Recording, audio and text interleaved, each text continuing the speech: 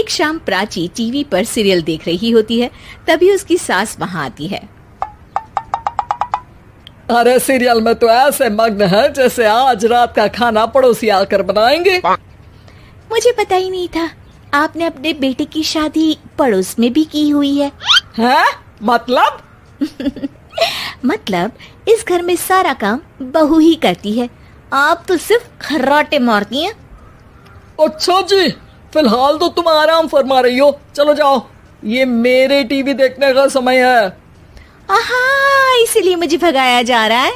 Sorry, अब तो बिल्कुल नहीं जाऊंगी। प्राची की इस बात पर दोनों सास बहू के बीच टीवी रिमोट के पीछे बच्चों जैसे छीना झपटी शुरू हो जाती है, जिसके बीच श्लोक भी काम से घर वापस आ जाता है। आज मेरी चूहे बिल्ली की जोड़ी किस बात पर झगड़ रही है? अरे तेरे बीवी मुझे टीवी नहीं देखने दे रही। अरे तुम्हारी मम्मी मुझे खाना बनाने के लिए फोर्स कर रही है। अरे वाह, ऐसे बेतुके रीजन पर तो बच्चे भी झगड़ा नहीं करते। अरे मुझे कुछ मत बोल, सब इसने ही शुरू किया है। हाँ हाँ, जैसे आप तो बहुत दूध की धूली है ना। अरे बस दोनों चुप। प्राची जाओ, खाने की तैयारी करो, और माँ तुम छोड़ो, तुम्हें क्या बोलूं, शांति से अपना सीरियल देखो, मुझे दोबारा लड़ने की आवाज सुनाई नहीं देनी चाहिए। ऐसा बोलकर श्लोक वहां से चला जाता है, जिसके पीछे पीछे प्राची भी कुछ न कुछ बड़बड़ाते हुए रसोई में चली जाती है। हाँ हाँ, सासू जी को तो कुछ बोलेंगे ही नहीं, बस मुझ पर ही हुक्म चलता है, खाना बनाओ, जैसे मैं इनके घर में खाना बनाने के लिए आई हूँ। इसी तरह शाम बीतती है और रात को श्लोक और प्राची की सास खाना खाकर सोने चले जाते हैं, लेकिन प्राची गुस्से में कुछ खाए बिना काम में ही लगी रहती है। इस घर में किसी को घंटा फिक्र नहीं पड़ता, मैं खाऊं या भूखी रहूं। प्राची कुछ देर के लिए रसोई से बाहर जाती है और जैसे ही वापस आती है तो वहां दूध का भरा ग्लास देखकर हैरान रह जाती है। फिक्र पूरी है, बस दिखाना नहीं है। प्राची दूध पीकर सोने चली जाती है और अगली सुबह एक बार फिर सास बहू का कार्टून नेटवर्क स्टार्ट हो जाता है। ये तुमने ही किया है। अरे अजीब जबरदस्ती है, मैं बोल रही हूँ मैंने कुछ नहीं किया। दोनों ने मिलकर पूरे घर को पागल खाना बनाया हुआ है। यहाँ कोई नॉर्मल इंसान तो रह ही नहीं सकता, इसीलिए अब पड़ोसी क्या रिश्तेदार भी घर आने से कतराते हैं। और सुन बेटे, तू भी चंगा, तेरी माँ भी चंगी, तेरी बीवी भी चंगी, रिश्तेदार। हाँ जी, आपको नहीं पता क्या, गंगाधर ही शक्तिमान है, रिश्तेदार ही। हाँ हाँ, बस समझ गया। कभी जानवरों जैसे लड़ेंगी तो कभी जुगलबंदी करेंगी। भाई मैं आप दोनों के बीच में नहीं फंसना चाहता। सास बहू की इस मनमौजी जोड़ी से परेशान होकर श्लोक अपना सिर खुजलाता वहां से चला जाता है। चलो अब मैं भी कीर्तन में जा रही हूँ।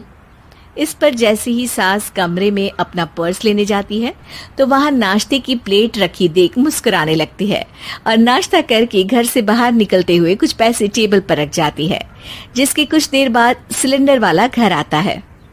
ओ मुरी मैया, मैं सिलेंडर के बारे में तो बिल्कुल भूल ही गई थी। घर खर्च के सारे पैसे भी मम्मी के पास है और श्लोक से बोला तो उल्टा 4 बात सुनाएंगे। प्राची ये सोच ही रही होती है कि अचानक उसका चेहरा चमक उठता है और वो घर में आकर इधर उधर देखने लगती है। तभी उसकी नजर टेबल पर रखे पैसों पर पड़ती है, जिन्हें वो सिलेंडर वाले को दे देती है। ये सब श्लोक देख लेता है। अच्छा बेटे, इतना बड़ा घोटाला, सबके सामने मैं तेरी दुश्मन और पीठ पीछे तेरी मेरी यारी।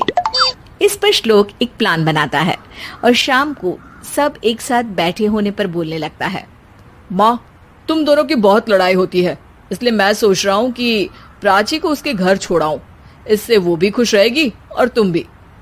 अचानक श्लोक की ये बात सुनकर सास बहू शौक से उसकी तरफ देखती हैं। अरे ऐसे कैसे घर छोड़ाओगे, मुझे कहीं नहीं जाना।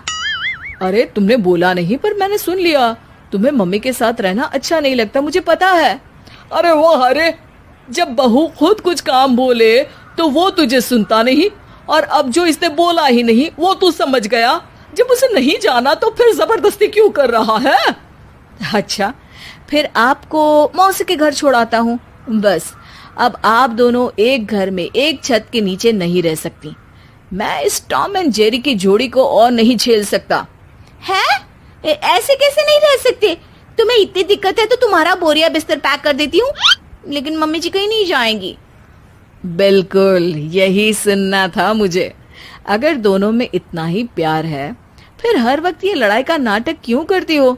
देखा मैंने कैसे माँ किचन में दूध रखती है और तुम उनके लिए कमरे में नाश्ता रखती हो, और कैसे वो पहले ही तुम्हारी दिक्कत समझकर घर में पैसे रखकर बाहर जाती है। अरे भाई, इतना ड्रामा तो डेली सोप में भी नहीं होता जितना तुम दोनों ने इस घर में फैलाया हुआ है। तू हमें टॉम एंड जेरी बोलता है ना, तो याद कर वो दोनों भी एक दूसरे को बाहर वालों की बुरी नजर से बचाने के लिए हमेशा सबके सामने लड़ते थे, लेकिन अकेले में दिक्कत के समय मदद भी तो करते थे। बस हमारा रिश्ता भी कुछ ऐसा ही है। और वैसे भी अगर सास बहू में तू मैं नहीं होती तो दुनिया वालों को कहानियां कैसे मिलेंगी?